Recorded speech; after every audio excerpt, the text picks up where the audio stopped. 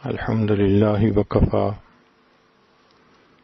وسلام على عباده الذين اصطفى أما بعد أعوذ بالله من الشيطان الرجيم بسم الله الرحمن الرحيم يا أيها الذين آمنوا توبوا إلى الله توبة نصوحا سبحان ربك رب العزة عما يصفون وسلام على المرسلين والحمد لله رب العالمين اللهم صل على سيدنا محمد وعلى آل سيدنا محمد وبارك وسلم یا ایھا الذین آمنوا، اے ایمان والو، اے وہ لوگو جو اللہ تعالیٰ اور اس کے رسول صلی اللہ علیہ وسلم کے حکموں کو ماننے کا اقرار کر چکے ہو، توبوا الی اللہ توبۃ نصوحا، تم اللہ کے سامنے سچی توبہ کرو۔ انسان جو کام بھی شریعت کے خلاف کرتا ہے اس کو گناہ کہتے ہیں، اس سے توبہ کرنی اس کے اوپر لازم ہو جاتی ہے۔ گناہوں کے بد اثرات آخرت میں تو ہوں گے ہی صحیح، دنیا میں بھی انسان اپنی آنکھوں سے دیکھتا ہے۔ چنانچہ ابن قیم رحمۃ اللہ علیہ نے الداء والدواء میں لکھا ہے کہ گناہوں کے دنیاوی نقصانات کیا کیا ہوتے ہیں۔ ان میں سے پہلا اثر اطاعت سے محرومی، نیکی کو دل نہیں چاہتا، نماز پڑھنے کو دل نہیں چاہتا، تلاوت کو دل نہیں چاہتا، نیک محفلوں میں آنے کو دل نہیں چاہتا، فجر میں اٹھا نہیں جاتا۔ یہ گناہوں کے برے اثرات ہوتے ہیں کہ انسان نیکی سے محروم ہوتا ہے۔ پھر دوسرا اثر کہ انسان کا دل بے چین ہوتا ہے، وہ کھاتا ہے جو چاہے، پیتا ہے جو چاہے، سوتا ہے جہاں چاہے، ہر ظاہری نعمت موجود ہوتی ہے مگر دل بے سکون ہوتا ہے۔ ایسے لگتا ہے کہ خوشیاں روٹھ گئیں، پریشانی پریشانی، ایک ڈپریشن کسی اس کے اوپر کیفیت ہوتی ہے۔ اس لیے عام طور پر ایسے لوگ تنہائی پسند ہوتے ہیں۔ ایک اثر یہ کہ زندگی سے برکت ختم ہو جاتی ہے، وقت میں برکت نہیں رہتی، کام نہیں سمٹتے، حافظے میں برکت نہیں رہتی، چیز یاد کی تو بھول گئی، صحت میں برکت نہیں کہ جوانی میں ہی کرونک ڈیزیزز شروع ہو جاتی ہیں، رزق میں برکت نہیں کہ گھر کے جتنے لوگ سب کمانے والے، خرچے پھر پورے نہیں ہوتے۔ تو زندگی سے برکت کا نکل جانا یہ بھی ایک نشانی ہے۔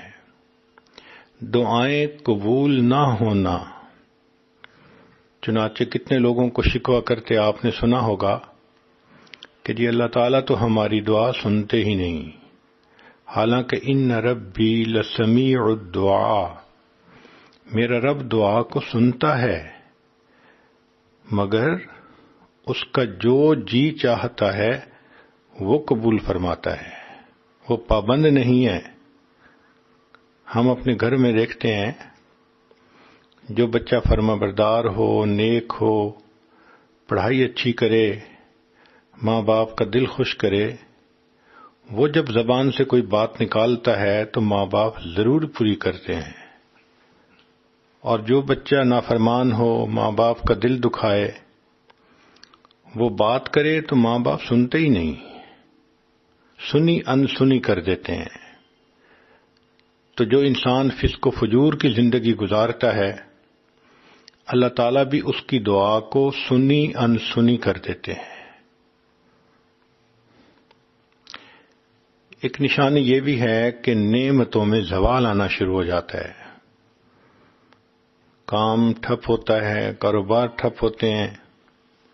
ایک وقت تھا لاکھوں لینے تھے، اب ایک وقت ہوتا ہے کہ لاکھوں دینے پڑ جاتے ہیں۔ خود اپنی زبان سے کہتے ہیں، ایک وقت تھا مٹی کو ہاتھ لگاتے تھے سونا بن جاتی تھی، آج سونے کو ہاتھ لگاتے ہیں مٹی ہو جاتا ہے۔ پھر کام ادھورے رہتے ہیں، کہتے ہیں جی بیٹی کا رشتہ دیکھنے کے لیے لوگ آتے ہیں، خوش ہو کے جاتے ہیں، دوبارہ کوئی رابطہ نہیں کرتا۔ تو کاموں کا نہ سمٹنا، ادھورا رہنا، یہ بھی گناہوں کا وبال۔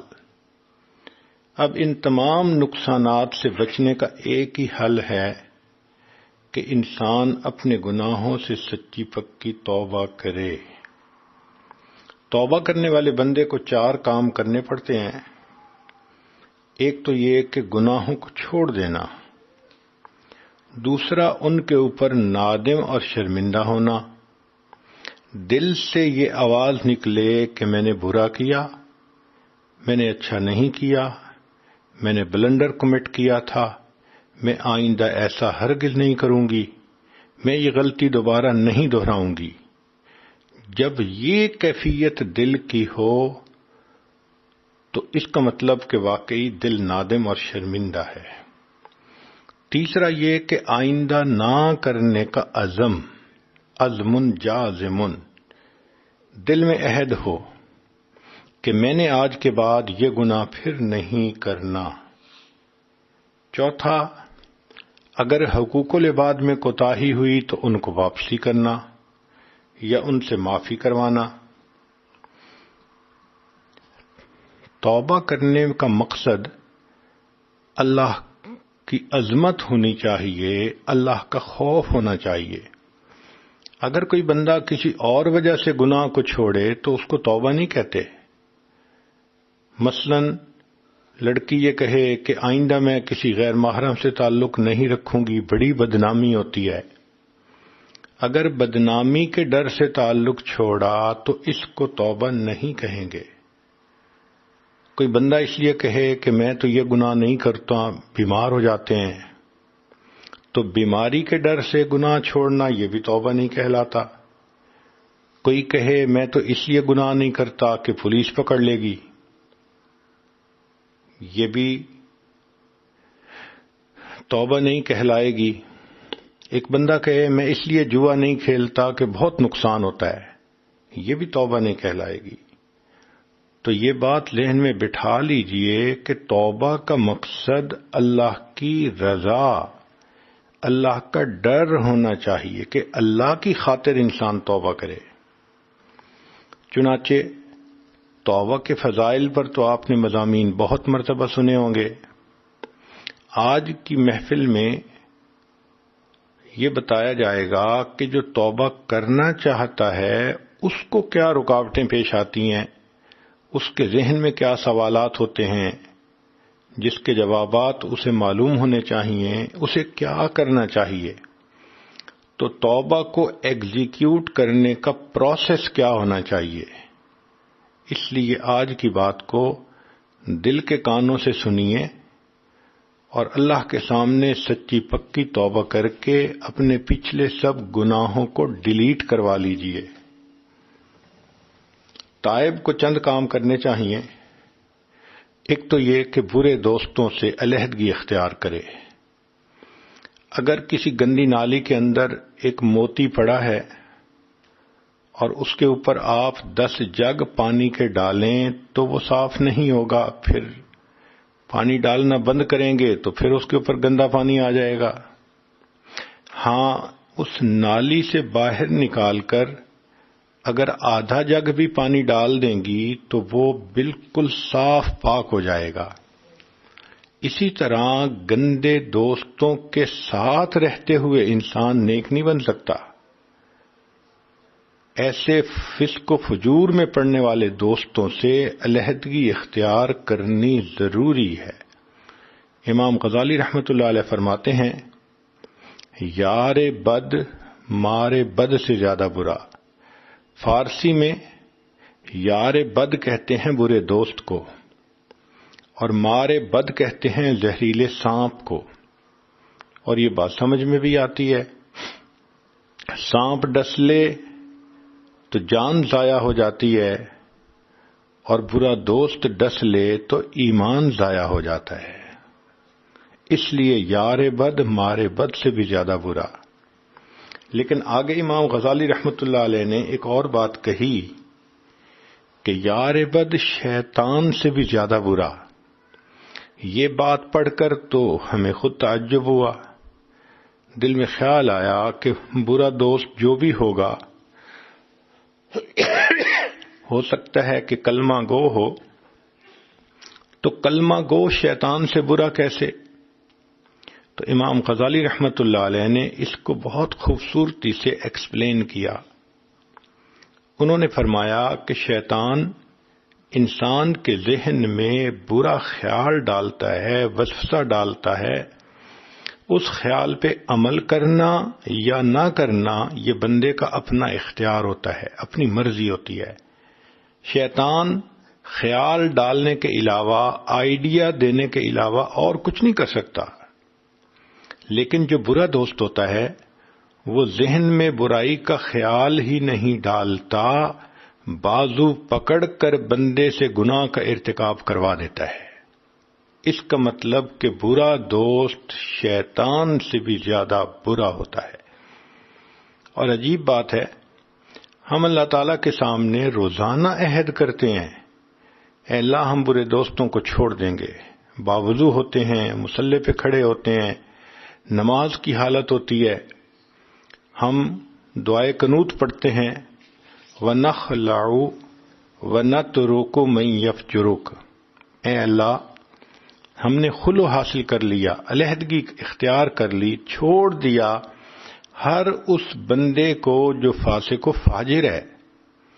اب نماز میں تو ہم یہ روز وعدہ کرتے ہیں، دن ہوتا ہے تو وعدے کو توڑ دیتے ہیں۔ سوچئے کیا حال ہوگا ہمارا۔ اس لیے برے دوستوں کو چھوڑنا یہ سب سے پہلا کام۔ دوسرا کام کہ توبہ میں تاخیر یہ بھی گناہ ہے۔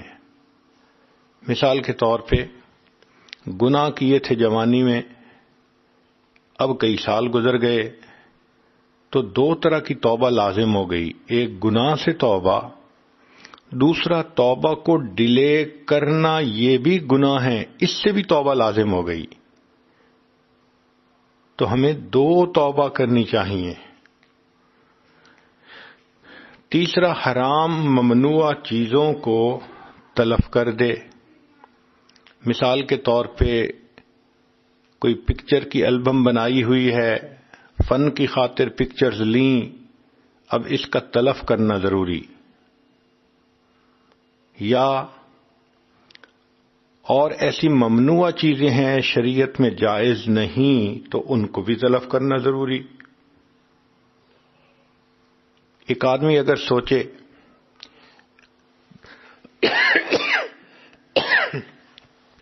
کہ میں ان برتنوں میں شراب پیتا تھا، اب میں نے شراب سے تو توبہ کر لی، ان برتنوں کو دھو کر ان میں اب میں جوس اور پانی پیا کروں گا، شریعت کہتی ہے ہرگز نہیں۔ جو برتن شراب ہی کے لیے بنتے ہیں، اگر اس میں تم پانی پیو گے تب بھی تمہیں شراب کی یاد تو ضرور آئے گی۔ جو چیز تمہیں گناہ کی یاد دلائے اس کا بھی ختم کرنا لازم ہے۔ پتہ ہی کاٹ دو، کوئی چیز گناہ کو ریمائنڈ ہی نہ کروا سکے۔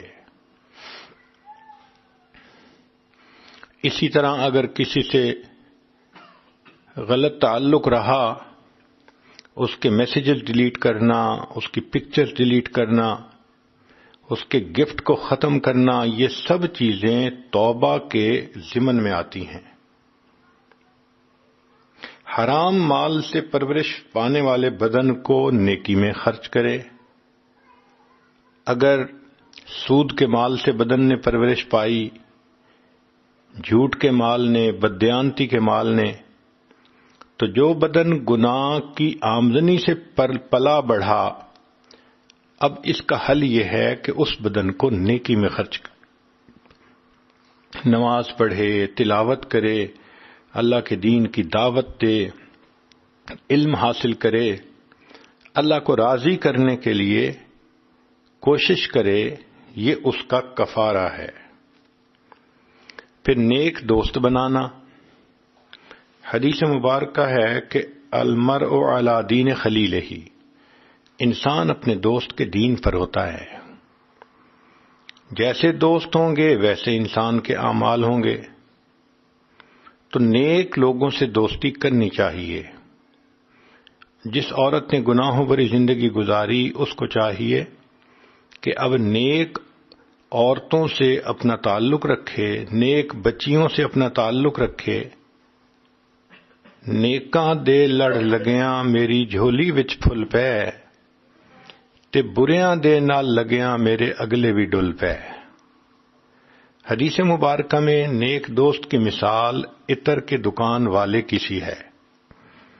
اگر کسی شخص کی دوستی ہو ایک ایسے بندے سے جو پرفیوم کی دکان کا اونر ہے، اگر یہ اس کے پاس جا کر بیٹھے گا تو اول تو دکاندار دوست اس کو پرفیوم ہی ہدیے میں دے دے گا، نہ بھی دی تو جتنی دیر وہاں بیٹھے گا پرفیوم تو سونگتا ہی رہے گا۔ اور برے دوست کی مثال لوہا جو ہے وہ کوئلے کی دکان والے کی سی ہے کہ اگر کسی کی دوستی کوئلے کی دکان والے کے ساتھ ہے، وہاں جائے گا تو کوئلے ملیں گے، اگر اس نے کوئلے نہ بھی دیے تو کوئلے کی سیاہی تو ضرور ہی ملے گی، کپڑے ہی میلے کر کے آئے گا۔ ایک چوتھی بات کہ توبہ کرنے والا بندہ تائبین کے واقعات کو پڑھتا رہے۔ امت میں جو پہلے مرد گزرے، عورتیں گزریں جنہوں نے گناہوں سے توبہ کی، ان کے واقعات کو پڑھے تاکہ توبہ کے اوپر یہ پکا رہے۔ چنانچہ نبی علیہ الصلوۃ والسلام کے پاس ایک عورت آئی، غامدیہ قبیلے کی، اے اللہ کے حبیب صلی اللہ علیہ وسلم، مجھ سے بڑا گناہ سرزد ہو گیا۔ نبی علیہ السلام نے چہرے انور دوسری طرف کر لیا، اس نے ادھر سے آ کے پھر کہا، محبوب صلی اللہ علیہ وسلم نے تیسری طرف کر لیا، اس نے پھر کہا، چوتھی طرف کیا۔ جب 4 مرتبہ اس نے اپنے گناہ کا اقرار کیا تو نبی علیہ السلام نے فرمایا تجھے وہم ہو گیا ہوگا۔ وہ کہنے لگی، اے اللہ کے حبیب صلی اللہ علیہ وسلم، میں حاملہ ہوں، مجھے کوئی وہم نہیں، میں نے بڑا گناہ کر لیا ہے، اب آپ مجھے پاک کر دیجئے۔ نبی علیہ السلام نے فرمایا، اچھا اگر تم پریگننٹ ہو تو جاؤ، جب بچے کی ولادت ہو جائے پھر میرے پاس آنا۔ وہ عورت چلی گئی۔ اب ذرا غور کیجئے، اس کے پیچھے کوئی پولیس نہیں لگی تھی، اس کو کوئی گرفتار نہیں کیا گیا تھا، مگر اس عورت کو احساس یہ ہو گیا تھا کہ میں زنا کی مرتکب ہوئی ہوں، اب میرا جسم روحانی طور پہ ناپاک ہو گیا ہے۔ ایک ہوتی ہے ظاہری ناپاکی، پیشاب پخانے کا لگ جانا، یہ تو پانی سے دھل جاتی ہے۔ ایک ہوتی ہے روحانی ناپاکی، زنا کے سرزد ہونے سے پورا بدن ناپاک ہو جاتا ہے۔ ایسا بندہ 70 مرتبہ بھی غسل کر لے تو اس کا بدن روحانی طور پہ پاک نہیں ہوتا، ناپاک ہی رہتا ہے، جب تک کہ اس کی توبہ اللہ کے ہاں قبول نہ ہو۔ اب وہ جانتی تھی کہ میرا جسم ناپاک ہو چکا، لہذا اب مجھے اسے پاک کرنا ہے۔ جب نبی علیہ السلام نے واپس بھیج دیا تو گھر آ گئی، نہ اس کا دن گزرتا تھا نہ اس کی رات گزرتی تھی۔ اس کو یہ خیال کھائے جا رہا تھا کہ اگر اس دوران میری موت آ گئی تو میں اللہ رب العزت کے سامنے ناپاک حالت میں کھڑی کی جاؤں گی۔ تو اس کو یہ خیال ستاتا تھا اور وہ کہتی تھی کہ میں تو پاک ہو کے جانا چاہتی ہوں۔ چنانچہ 9 مہینے اس نے پیچ و تاب کی حالت میں گزارے، کسی پل چین نہیں تھا، سکون نہیں تھا، غم زدہ تھی، حتیٰ کہ بچے کی ولادت ہو گئی۔ وہ بچے کو لے کے آئی، اے اللہ کے حبیب صلی اللہ علیہ وسلم، بچے کی ولادت ہو گئی، اب آپ مجھے پاک کر دیجئے۔ نبی صاحب نے فرمایا کہ جاؤ بچے کو دودھ پلاؤ۔ اب بچے کو دودھ پلانا 1.5 سے 2 سال کا عمل ہوتا ہے۔ یہ 2 سال گزارنے اس کے لیے اور بھی مشکل تھے۔ وہ یہی سوچتی تھی کہ موت کا پتہ نہیں، اگر آ گئی تو میرا کیا بنے گا۔ حالانکہ اس کے پاس اتنا ٹائم تھا، وہ اپنی رائے بھی بدل سکتی تھی، وہ کسی دوسری بستی میں بھی چلی جا سکتی تھی، وہ مدینہ طیبہ چھوڑ کے کہیں اور جا کے بس جاتی، مگر اسے فرار ہونے کی ضرورت نہیں تھی۔ وہ اپنی ضمیر کی قیدی تھی۔ اس کا ضمیر اس کو ملامت کر رہا تھا کہ تم نے اللہ کا حکم توڑا، اب تم ناپاک حالت میں دنیا سے چلی گئی تو یہ دنیا اور آخرت کا نقصان ہے۔ دنیا کی ذلت چھوٹی ہے، آخرت کی ذلت بڑی ہے۔ اور وہ جانتی تھی کہ مجھے رجم کیا جائے گا اور پتھر لگ لگ کے میری موت آ جائے گی۔ نہ اسے موت کا ڈر تھا، نہ اسے قبیلے کی ذلت کی پرواہ تھی، ایک ہی دھن سوار تھی کہ مجھے پاک ہونا ہے۔ چنانچہ وہ اپنے بچے کو لے کر آئی۔ بچے کے ہاتھ میں روٹی کا ٹکڑا تھا۔ یہ اس بات کی نشانی تھی کہ بچے نے دودھ چھوڑ دیا، اب اس نے سالڈ چیز لینی شروع کر دی۔ نبی علیہ السلام نے پھر حکم دیا کہ ٹھیک ہے، اب اس پر حد جاری کی جائے۔ حد جاری ہوئی۔ جب اس کو پتھر مارنے لگے تو ایک صحابی نے غصے سے یہ کہہ دیا کہ اس کو اپنے قبیلے کی بدنامی کا بھی احساس نہ ہوا۔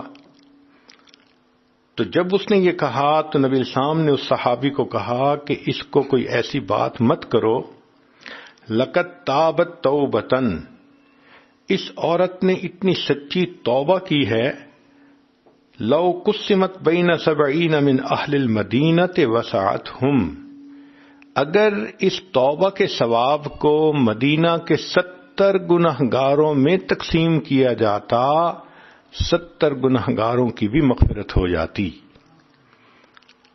تو ایسے توبہ کرنے والے جو ٹھان لیتے ہیں کہ ہم نے دنیا میں پاک ہونا ہے، اب بتائیں کہ جن لوگوں نے زنا کا ارتکاب کیا اور وہ توبہ کے بغیر دنیا سے چلے جائیں گے تو پھر آخرت کی ذلت الگ ہوگی، جہنم کی سزا الگ ہوگی۔ اور جہنم کی سزا بھی بہت بڑی کہ زانی مرد عورت کو ایک غار کے اندر ڈال دیا جائے گا اور اس کے منہ پہ چٹان رکھ دی جائے گی، اور اس غار کے اندر اربوں کھربوں بچھو ہوں گے، اسکارپین ہوں گے، اور یہ اسکارپین اس بندے کے جسم پر چڑھ جائیں گے، اس طرح چڑھیں گے کہ جیسے شہد کے چھتے پر شہد کی مکھیاں بیٹھی ہوتی ہیں، اور یہ اسکارپین ایک وقت میں اس کو ڈسیں گے۔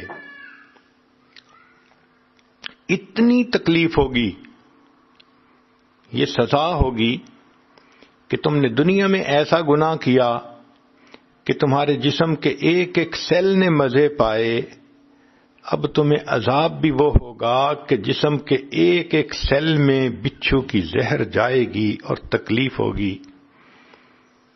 اب تو گھبرا کے یہ کہتے ہیں کہ مر جائیں گے، مر کے بھی چین نہ پایا تو کدھر جائیں گے۔ آج وقت ہے کہ ہم ان گناہوں سے سچی پکی توبہ کر کے اپنے آپ کو پاک کر لیں۔ کبھی کبھی توبہ کرنے والے بندے کے ذہن میں یہ خیال آتا ہے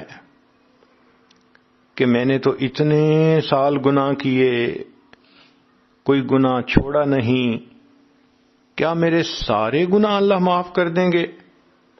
جواب: جی ہاں، جتنے بھی گناہ ہوں اللہ تعالیٰ سب کو معاف کر دیں گے۔ چنانچہ فرمایا: اے میرے بندے، اگر تیرے گناہ آسمان کے ستاروں کے برابر ہیں، اگر تیرے گناہ ساری دنیا کی ریت کے ذرات کے برابر ہیں، اگر تیرے گناہ ساری دنیا کے درختوں کے پتوں کے برابر ہیں، اگر تیرے گناہ سمندروں کی جھاگ کے برابر ہیں، تیرے گناہ تھوڑے ہیں، میری رحمت زیادہ ہے، تو توبہ کرے گا، میں تیری توبہ کو پھر بھی قبول کر لوں گا۔ بخاری شریف کی روایت ہے کہ بنی اسرائیل کا ایک آدمی تھا جس نے 100 بندوں کو قتل کیا تھا۔ توبہ کی نیت سے گھر سے چل پڑا، رستے میں موت آ گئی، اللہ نے صرف اس لیے بخشش کر دی کہ یہ توبہ کی نیت سے چل پڑا تھا۔ اس کا مطلب یہ کہ ہم بھی اگر توبہ کر لیں گے تو یقیناً اللہ ہمارے بھی گناہوں کو معاف فرما دیں گے۔ کبھی کبھی ذہن میں یہ خیال آتا ہے، جی میں تو گناہ چھوڑنا چاہتی ہوں مگر جو میرے دوست ہیں وہ مجھے نہیں چھوڑتے، بد کردار مجھ پہ چڑھائی کرتے ہیں، فلاں شخص نے مجھے فورس کیا، مجبور کیا، میں تمہیں بدنام کر دوں گا، میں تمہاری تصویریں فیس بک پہ دے دوں گا، انٹرنیٹ پہ دے دوں گا، میں اس لیے اس کی بات مان گئی۔ ہرگز نہیں، انسان جب کوئی نیک کام کا ارادہ کر لیتا ہے پھر وہ اس کے اوپر سٹینڈ بھی لے سکتا ہے۔ چنانچہ کعب بن مالک رضی اللہ عنہ کا واقعہ ہمارے لیے ایک مثال ہے کہ ایک سفر میں جانے میں ان سے دیر ہوئی تو نبی علیہ السلام نے سب مسلمانوں کو حکم دیا کہ ان سے بولنا بند کر دو۔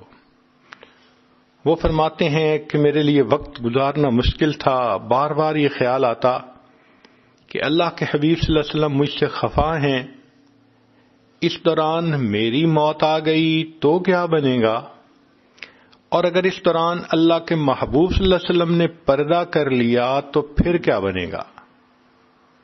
میں اکیلا اپنے گھر میں تھا، حتیٰ کہ بیوی نے بھی مجھ سے بات کرنا بند کر دی۔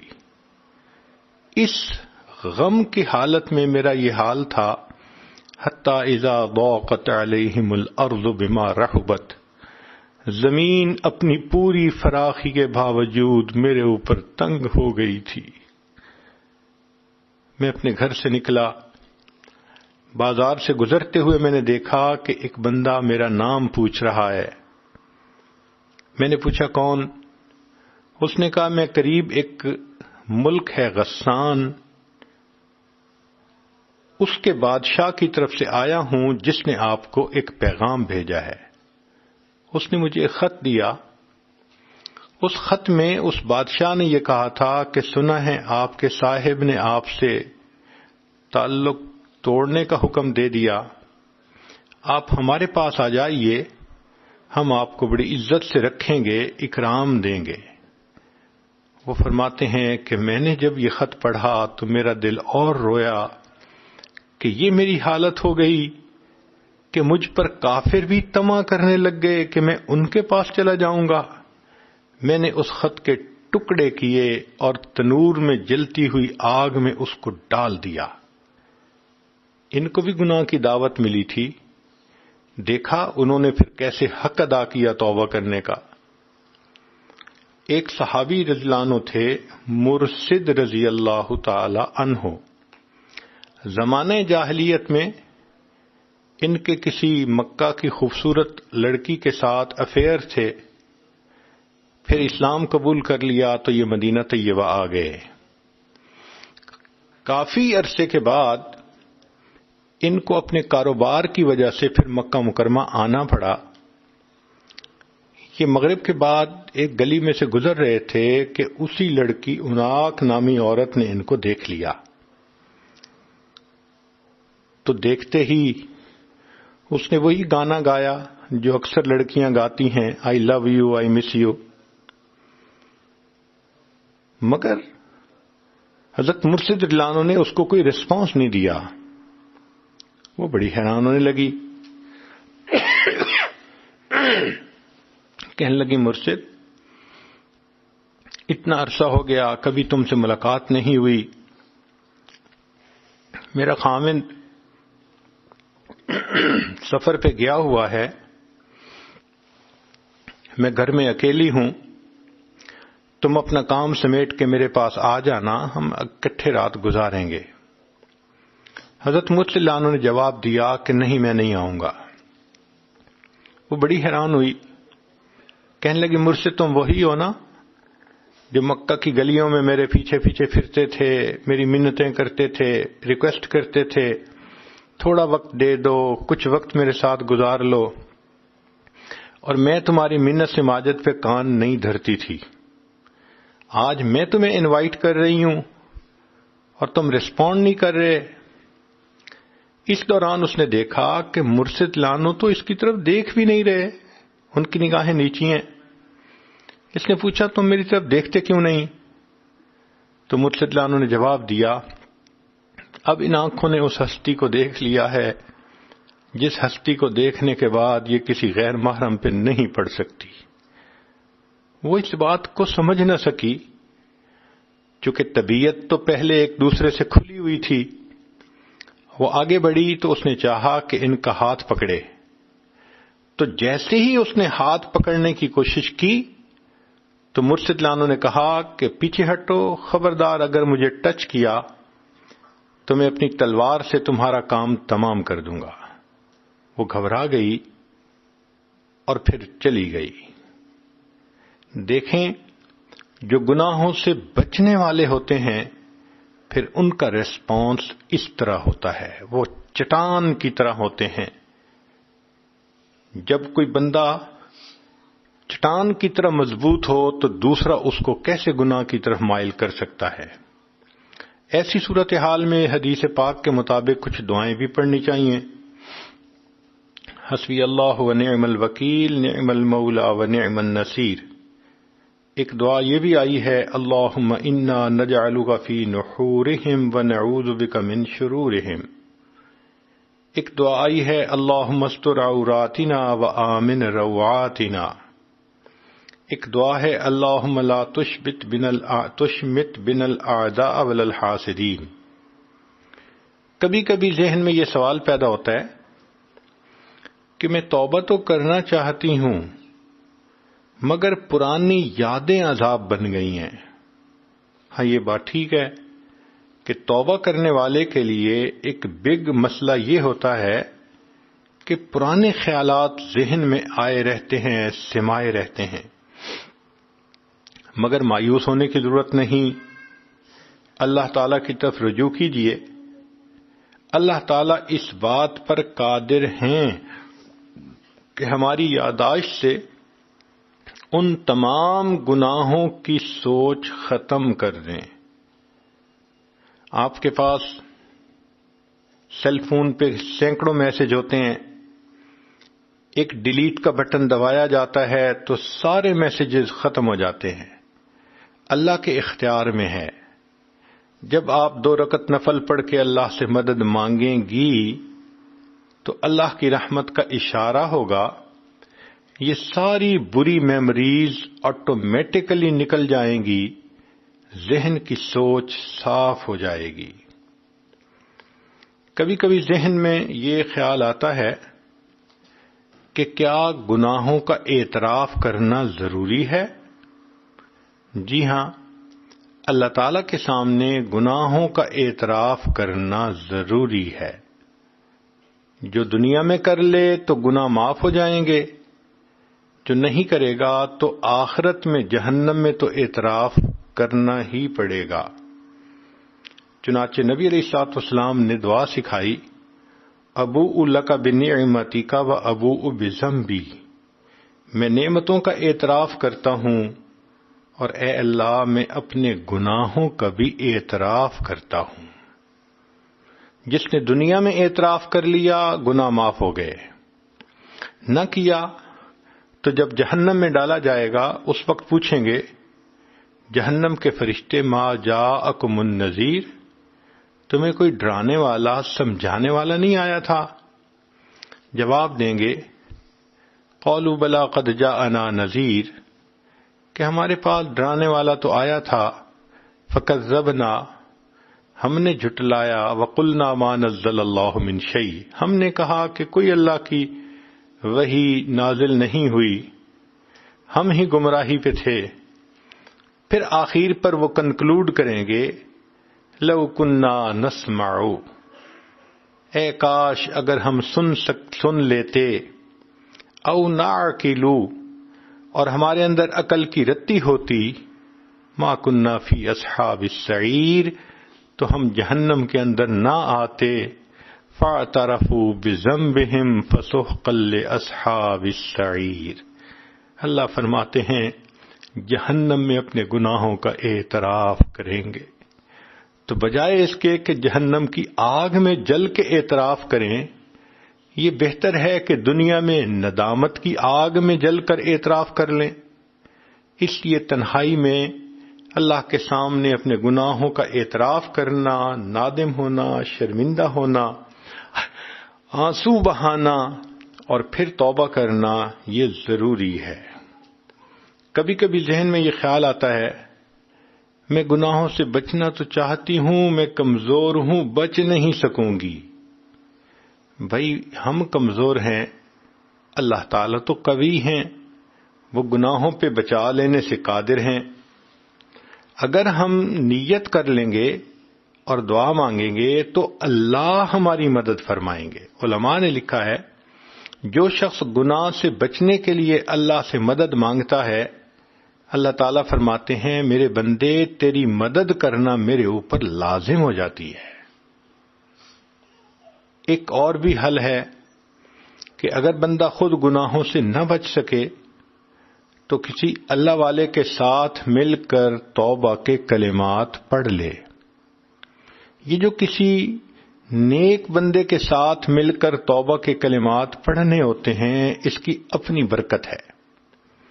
اللہ تعالیٰ قرآن مجید میں صحابہ کے بارے میں فرماتے ہیں فاستقم کما امرت ومن تاب معک، اے میرے محبوب صلی اللہ علیہ وسلم آپ بھی شریعت کے اوپر پکے رہیے، اور جو آپ کے ساتھ مل کر توبہ طائب ہوئے، ومن تاب معک، تو یہ صحابہ کی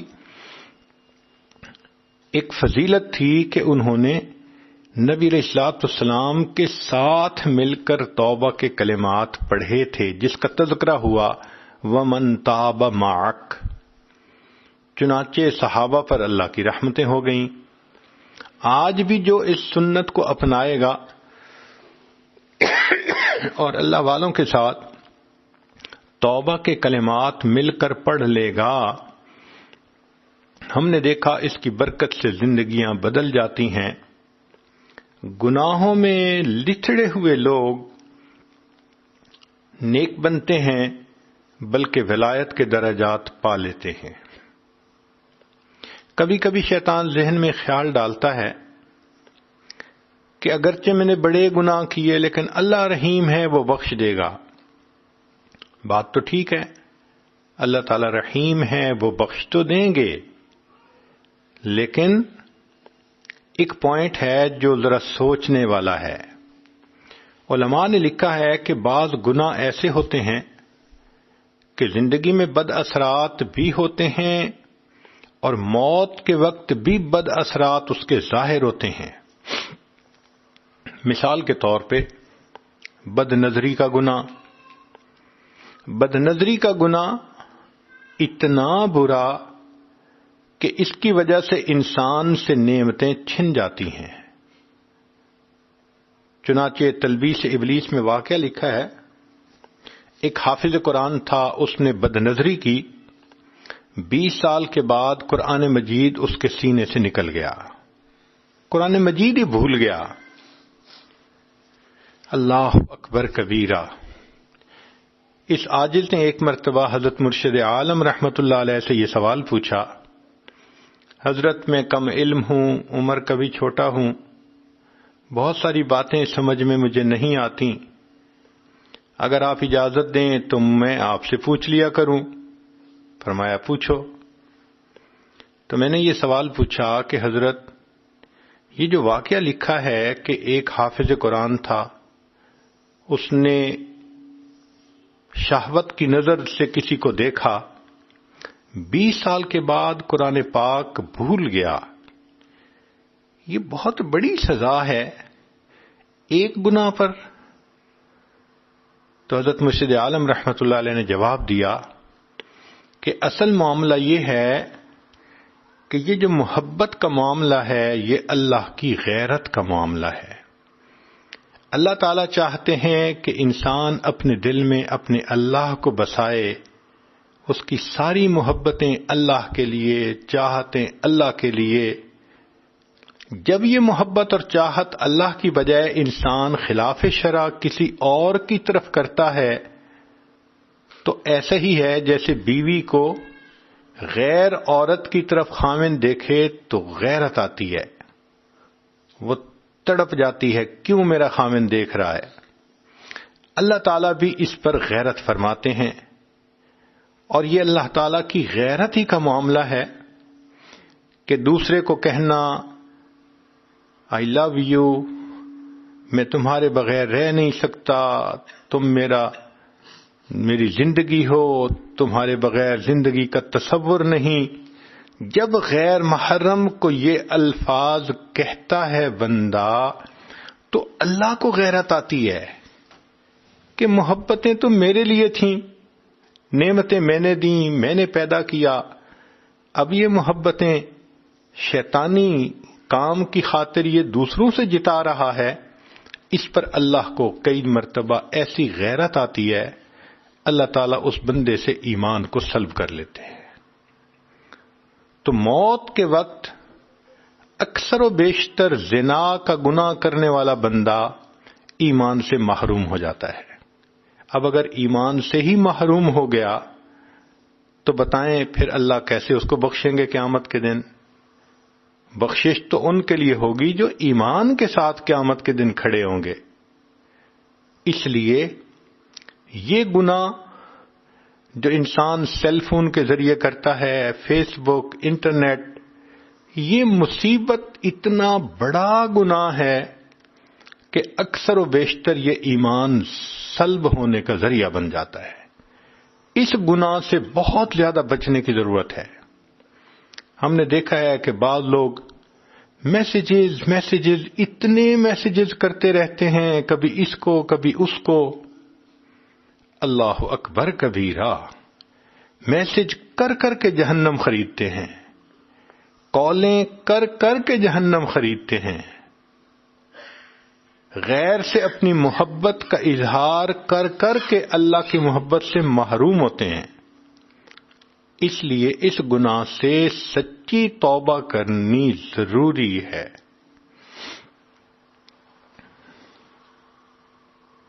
علماء نے لکھا ہے کہ ان گناہوں کی وجہ سے موت کے وقت انسان کی زبان پہ فالج پڑ جاتا ہے اور انسان کلمہ پڑھنے سے محروم ہو جاتا ہے۔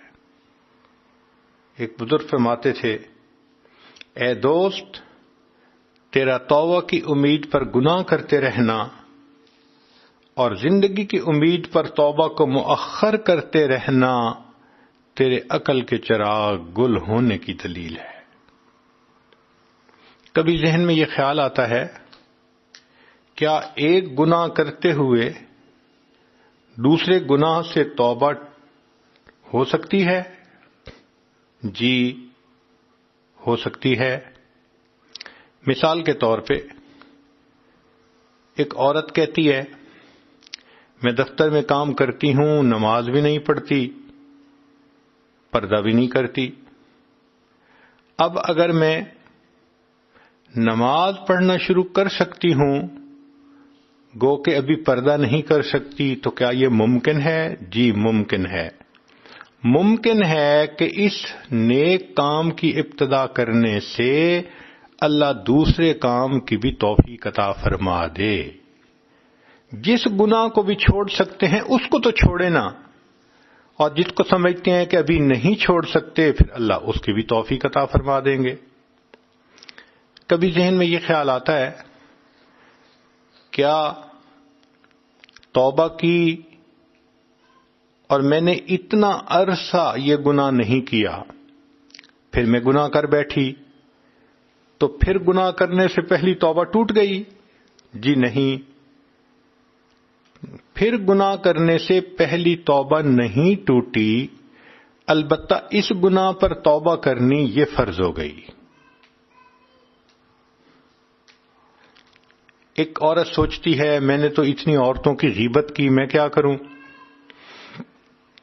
غیبت حقوق اللہ میں سے بھی ہے کہ اللہ کا حکم ہے جو توڑتا ہے بندہ، اور حقوق العباد میں سے بھی ہے، لہذا بندوں سے بھی معافی مانگنی پڑتی ہے۔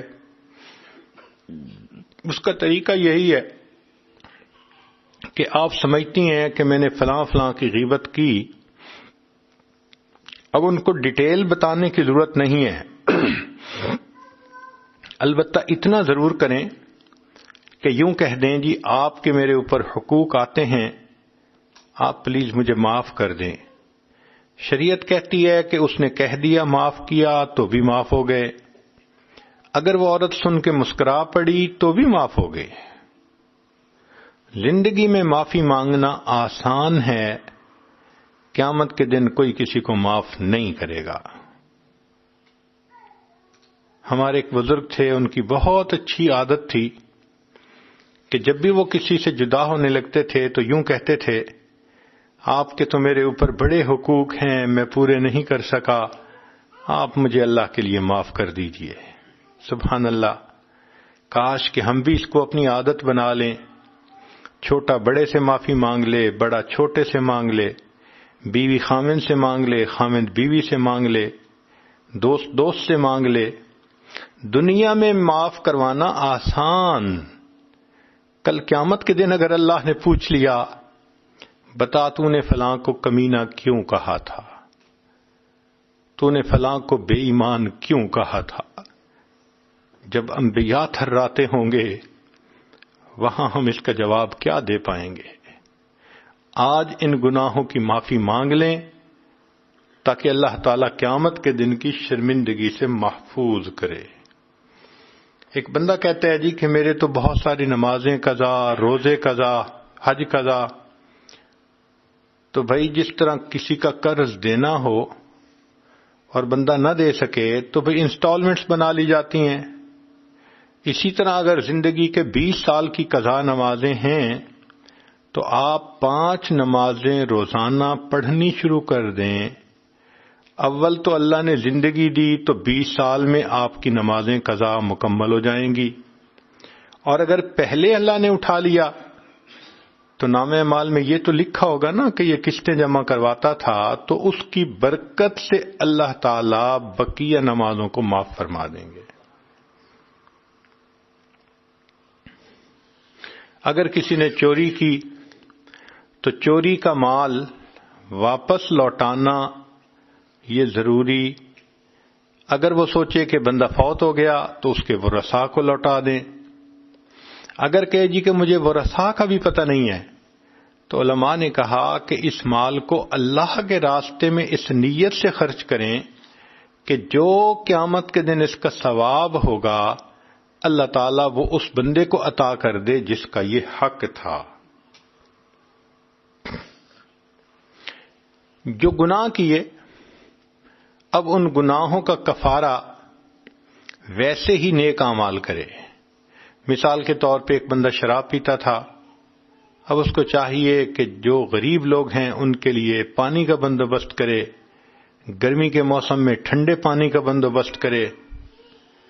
جو زنا کا مرتکب ہوتا تھا اس کو چاہیے کہ نیک لوگوں کی شادی میں ان کی ہیلپ کرے، جن کی شادی صرف اسباب نہ ہونے کی وجہ سے رکی ہوئی ہوتی ہے۔ جو چاہتا تھا کہ میں اپنے جسم کو گناہوں میں استعمال کیا تو بھئی اب اللہ کے راستے میں نکلو تاکہ یہ جسم نیکی کے اوپر خرچ ہو۔ نوافل پڑھیں، تلاوت کریں، حج کریں، عمرہ کریں، دین کی دعوت دیں، دین کا علم حاصل کریں، ان کاموں میں اپنے آپ کو مصروف کر دینے سے پچھلے گناہوں کا کفارہ ہو جاتا ہے۔ اگر غیر محرم سے محبت کی تو اب اللہ سے محبت کریں، اللہ کے لیے اداس ہوں، اللہ سے تنہائی میں بیٹھ کے مناجات کریں، قرآن کے ذریعے اللہ سے ہم کلامی کریں۔ پہلے لمبے لمبے فون کرتی تھیں غیر محرم کو، اب لمبی لمبی تلاوت کر کے اپنے رب سے ہم کلامی کر لیں، تو گناہوں کا کفارہ ان نیک اعمال کے ذریعے سے ہو سکتا ہے۔ آخری بات یہ رہ گئی کہ توبہ کا طریقہ کیا ہے۔ سیدنا صدیق اکبر رضی اللہ تعالی عنہ نے ایک حدیث پاک میں روایت کی کہ نبی علیہ السلام نے فرمایا، ما من رجل یذنب ذنبا ثم یقوم فیتطہر ثم یصلی رکعتین ثم یستغفر اللہ غفر اللہ لہ۔ جو بندہ گناہ کر بیٹھے اس کو چاہیے کہ وہ وضو کرے، 2 رکعت نماز ادا کرے اور پھر استغفار کرے، اللہ اس کے استغفار پر اس کے گناہوں کو معاف فرما دیں گے۔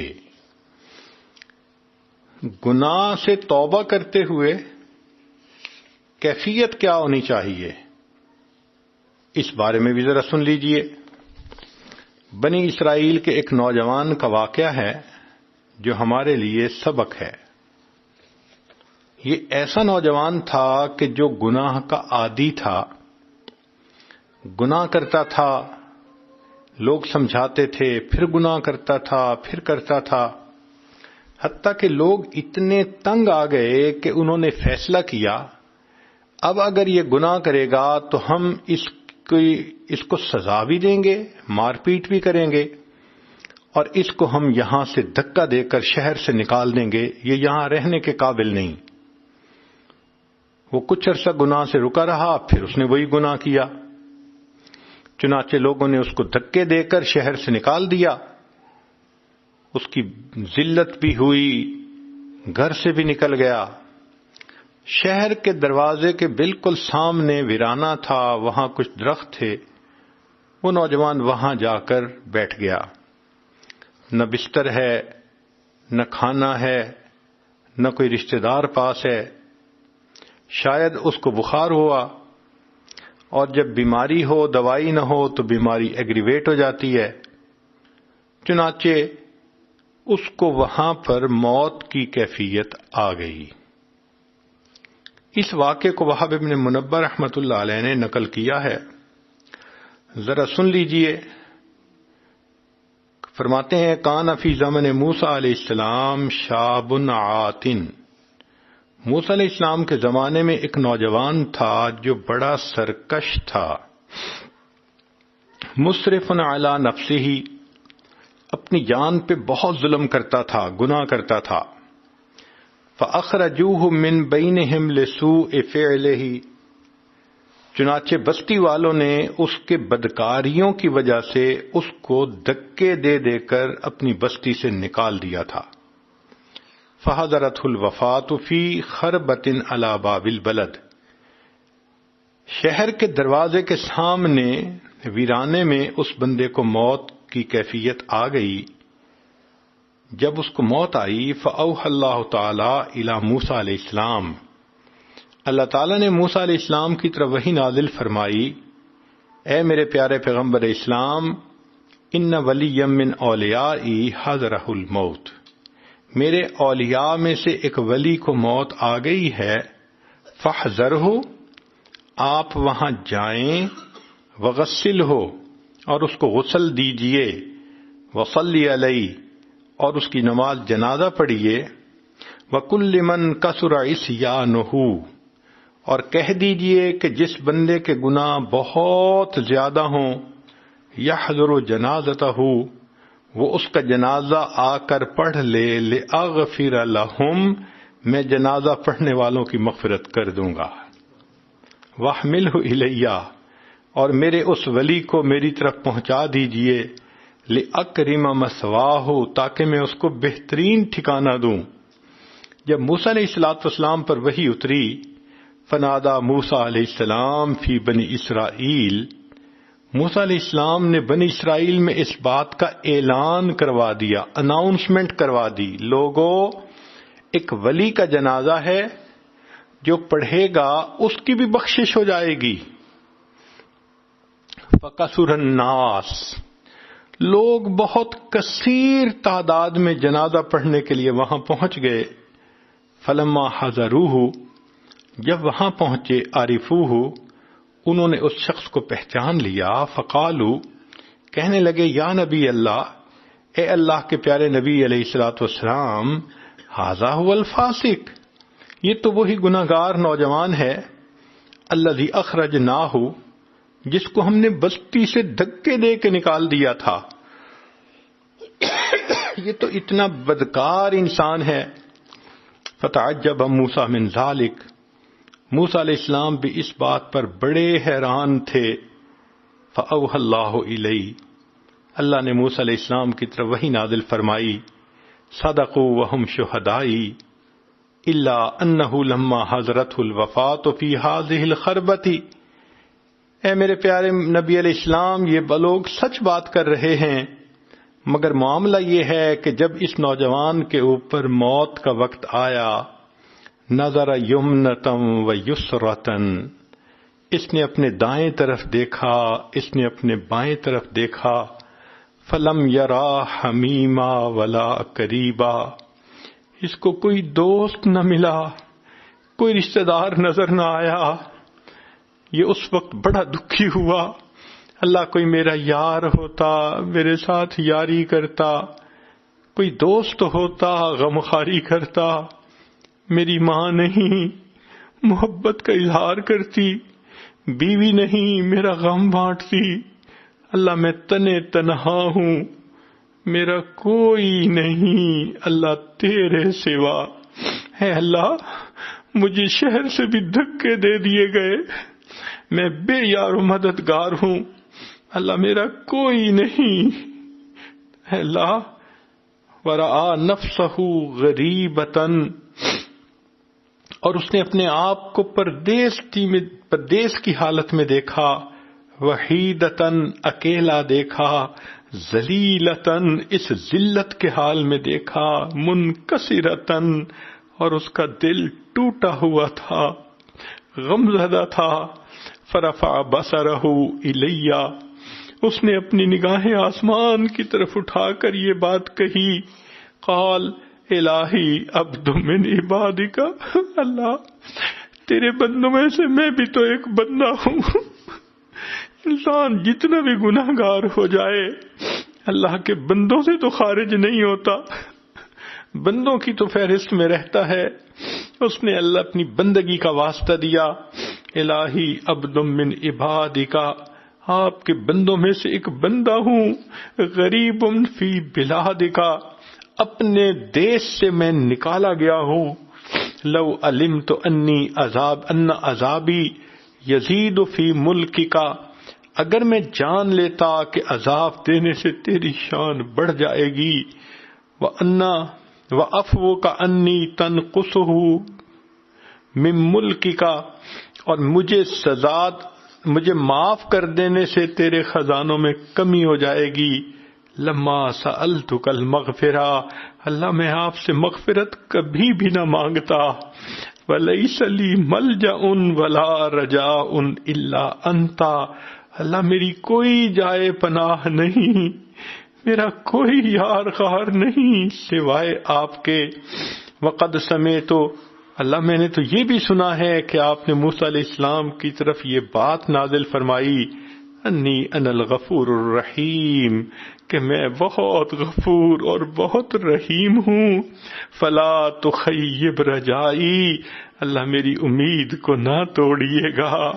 یا موسیٰ، اے موسیٰ علیہ السلام، افکان یحسن بی ان اردہ، کیا مجھے یہ بات سجتی تھی کہ میں اس کی دعا کو رد کر دیتا، وہو غریب علی ہذہ الصفۃ، وہ اس حال میں تھا وقت توسل الیہ بھی، اس نے میرے صفت کو سامنے رکھ کر اس کے توسل سے مجھ سے دعا کی، فتضرع بین یدی، میرے سامنے اتنا رویا اور گڑ گڑایا، وعزتی، موسیٰ علیہ السلام مجھے اپنی عزت کی قسم ہے، لو سالنی فی المذنبین من اہل الارض جمیعا لوہبتہم لہ لذل غربتہ، اگر اس وقت وہ شخص ساری دنیا کے گنہگاروں کی بخشش کی مجھ سے دعا کر دیتا، میں پروردگار ساری دنیا کے گنہگاروں کی بخشش کر دیتا۔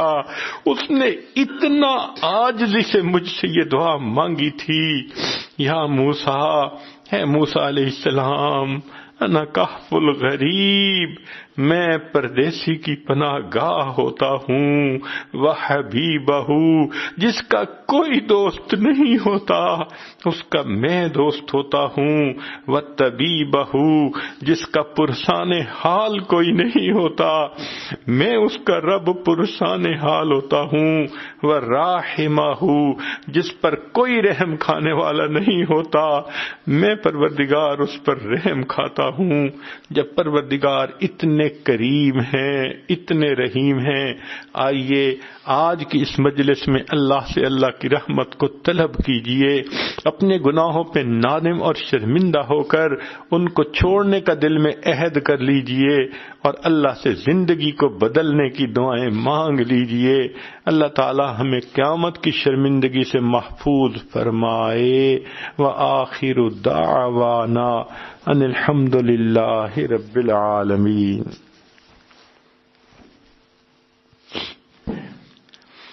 دعا سے پہلے یہ عاجز توبہ کے کلمات پڑھائے گا۔ جو خواتین سچی پکی توبہ کرنا چاہتی ہیں وہ سچے دل سے ان کلمات کو پیچھے پیچھے پڑھ لیں۔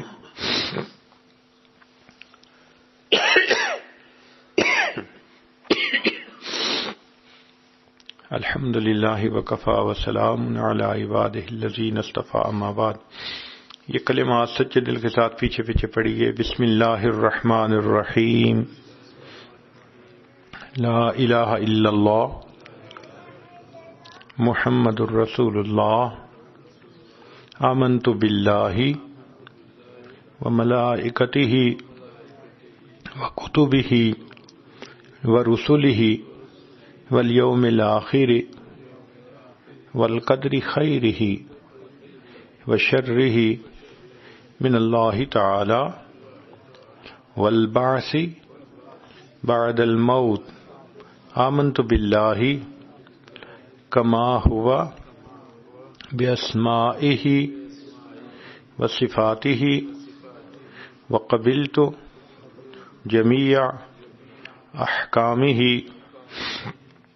اقرار باللسان وتصدیق بالقلب، اشہد ان لا الہ الا اللہ واشہد ان محمدا عبدہ ورسولہ، استغفر اللہ ربی من کل ذنب واتوب الیہ برحمتک یا ارحم الراحمین۔ ان کلمات کو پڑھنے سے آپ توبہ طائب ہو چکی ہیں۔ چند معمولات ہیں، ان کو اگر آپ باقاعدگی سے کریں گی تو اللہ تعالیٰ دل کو منور فرمائیں گے۔ درود شریف 100 مرتبہ صبح شام پڑھنا، استغفار 100 مرتبہ صبح شام پڑھنا، قرآن مجید کی روزانہ تلاوت کرنا۔ جن دنوں میں مستورات کو نماز معاف ہوتی ہے ان دنوں وہ قرآن مجید کی تلاوت بھی نہ کریں، بن کیے ان کو اجر اور ثواب مل جاتا ہے۔ چلتے پھرتے ہر وقت دل میں اللہ کا دھیان رکھنا اور آدھا گھنٹہ 20 منٹ روزانہ صبح اور شام مراقبہ کرنا۔ مراقبے کا طریقہ یہ ہے کہ تھوڑی دیر کے لیے آنکھوں کو بند کر کے سر کو جھکا کے اللہ سے لو لگا کے آپ بیٹھ جایا کریں اور یہ سوچا کریں اللہ کی رحمت آ رہی ہے، دل میں سما رہی ہے، دل کی ظلمت اور سیاہی دور ہو رہی ہے، میرا دل کہہ رہا ہے اللہ اللہ اللہ۔ انشاءاللہ یہ روزانہ 15-20 منٹ کا مراقبہ دل کو منور کرے گا۔ ابھی تھوڑی دیر کے لیے اس مراقبے کی مشق کر لیجئے، پھر ہم دعا کریں گے۔ جتنی خواتین ہیں سب آنکھوں کو بند کر لیں، سر کو جھکا لیں، اللہ سے لو لگا کے بیٹھ جائیں۔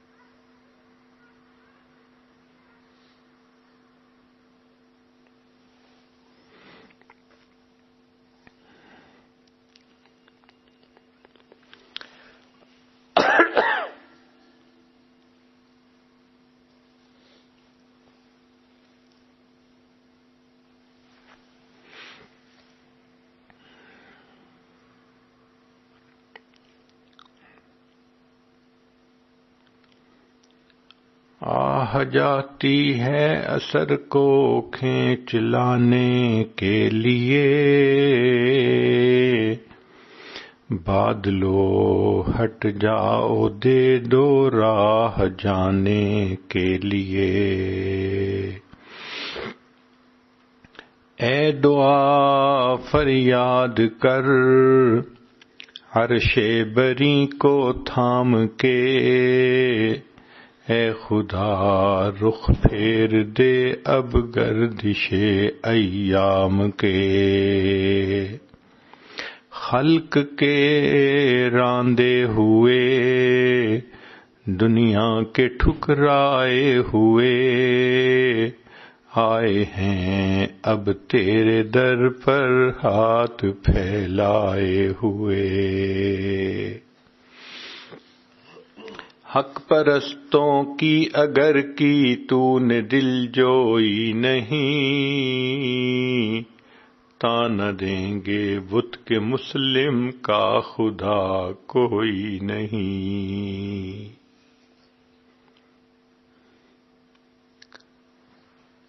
رحم کر اپنے نہ آئینے کرم کو بھول جا، ہم تجھے بھولے ہیں لیکن تو نہ ہم کو بھول جا۔ رحم کر اپنے نہ آئینے کرم کو بھول جا، ہم تجھے بھولے ہیں لیکن تو نہ ہم کو بھول جا۔ خار ہیں بدکار ہیں ڈوبے ہوئے ذلت میں ہیں، جو بھی ہیں آقا تیرے محبوب کی امت سے ہیں۔ خار ہیں بدکار ہیں ڈوبے ہوئے ذلت میں ہیں، جو بھی ہیں آقا تیرے محبوب کی امت سے ہیں۔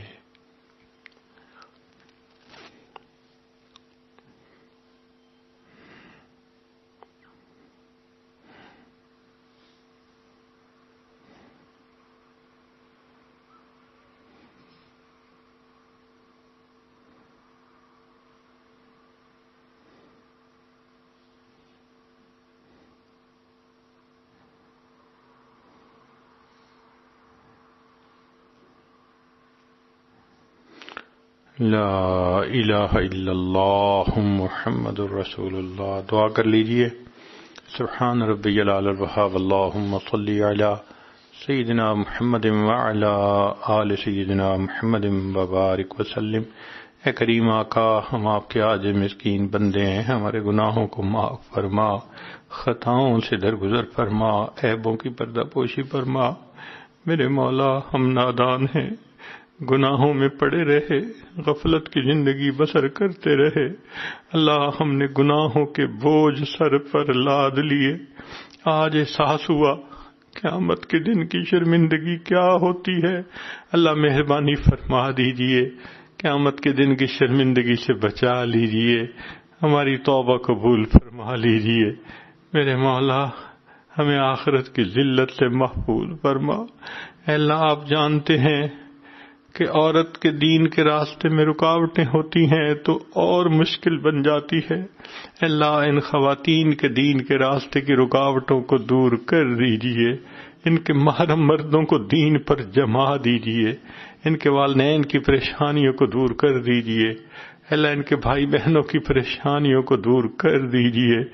میرے مولا جو گناہوں سے ہم نے اپنے دلوں کو سیاہ کر لیا، اللہ ان دلوں کو پھر نرم فرما دیجئے، ان دلوں کو پھر منور فرما دیجئے، اللہ ہم پر رحمت کی نظر فرما۔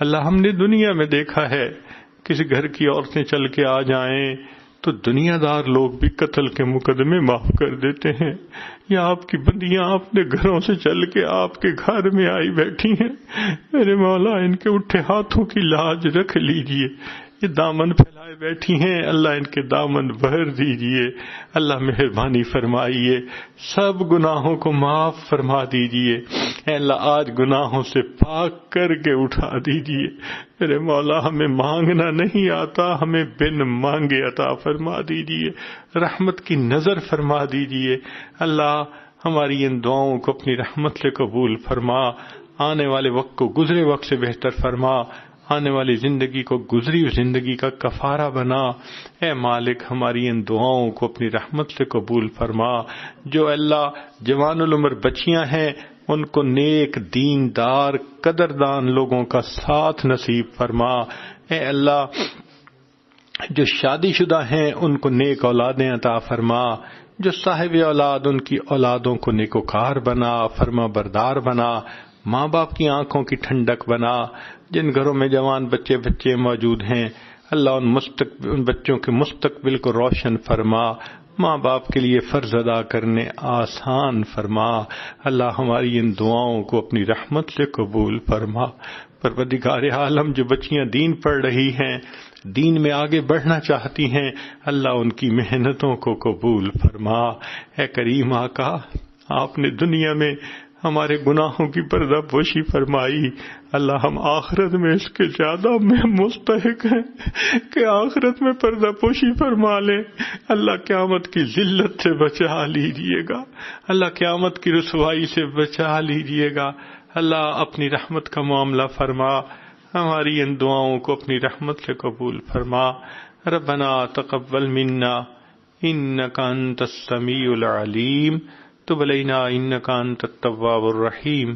صلی اللہ تعالی علی حبیبہ سیدنا محمد وآلہ واصحابہ اجمعین برحمتک یا ارحم الراحمین۔